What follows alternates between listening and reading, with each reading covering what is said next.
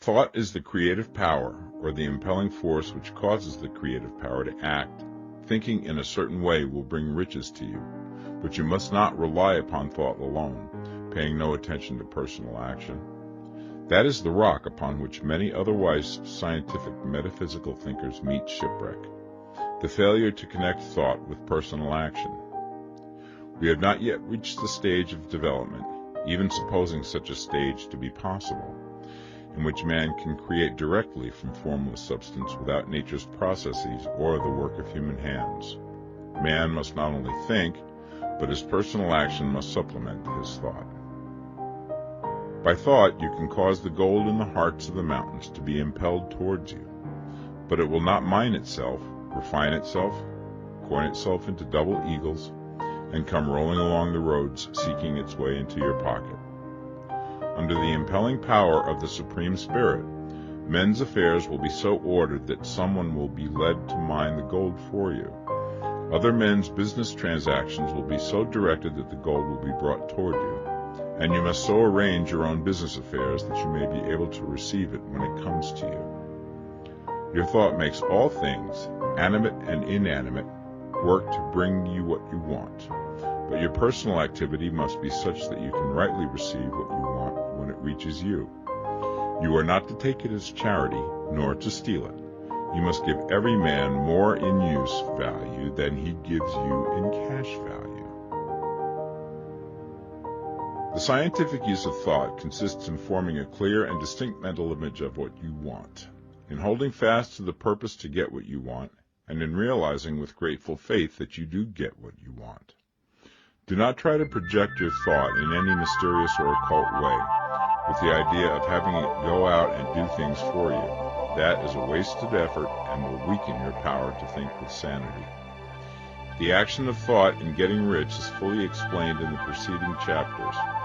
Your faith and purpose positively impress your vision upon formless substance, which has the same desire for more life that you have. And this vision, received from you, sets all the creative forces at work in and through their regular channels of action, but directed towards you.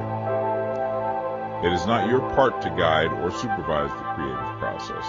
All you have to do with that is to retain your vision, stick to your purpose, and maintain your faith and gratitude. But you must act in a certain way, so that you can appropriate what is yours when it comes to you, so that you can meet the things you have in your picture and put them in their proper places as they arrive. You can really see the truth of this. When things reach you, they will be in the hands of other men, who will ask an equivalent for them. And you can only get what is yours by giving the other man what is his. Your pocketbook is not going to be transformed into the Fortunata's purse, which shall be always full of money without effort on your part. This is the crucial point in the science of getting rich, right here, where thought and personal action must be combined. There are very many people who, consciously or unconsciously, set the creative forces in action by the strength and persistence of their desires, but who remain poor because they do not provide for the reception of the thing they want when it comes. By thought, the thing you want is brought to you. By action, you receive it. Whatever your action is to be, it is evident that you must act now.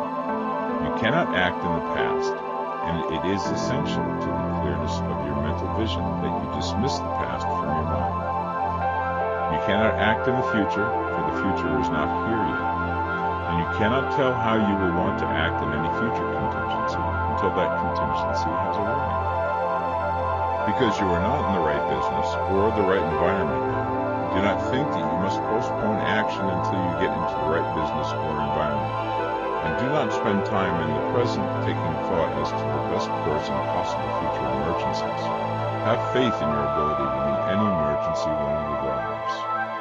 If you act in the present with your mind on the future, your present action will be with a divided mind and will not be effective.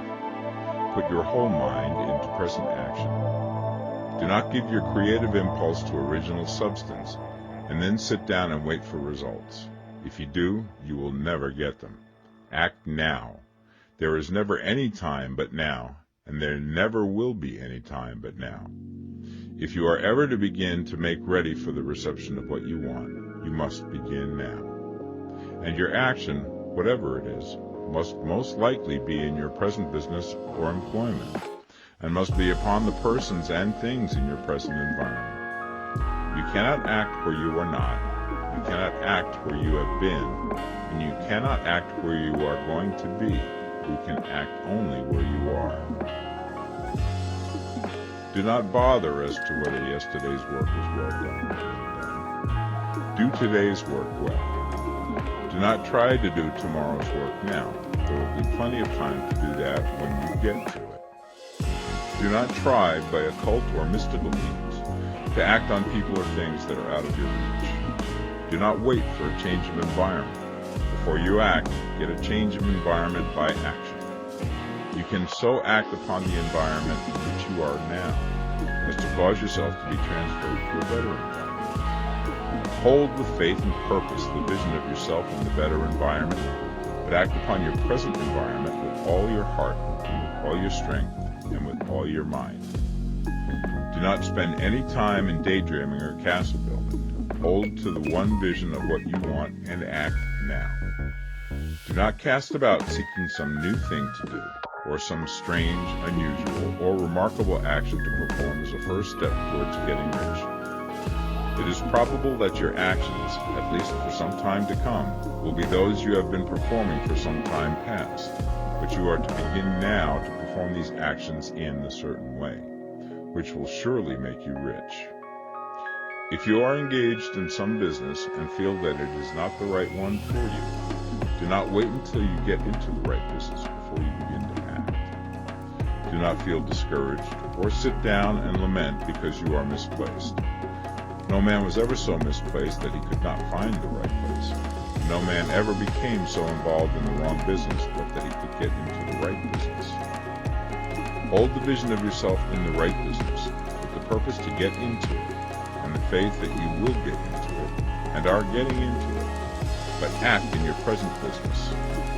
Use your present business as the means of getting a better one, and use your present environment as the means of getting into a better one. Your vision of the right business, if held with faith and purpose, will cause the stream to move the right business towards you, and your action, if performed in a certain way, will cause you to move towards the business. If you are an employee or wage earner and feel that you must change places in order to get what you want, do not project your thought into space and rely upon it to get you another job. It will probably fail to do so. Hold the vision of yourself in the job you want, while you act with faith and purpose on the job you have, and you will certainly get the job you want.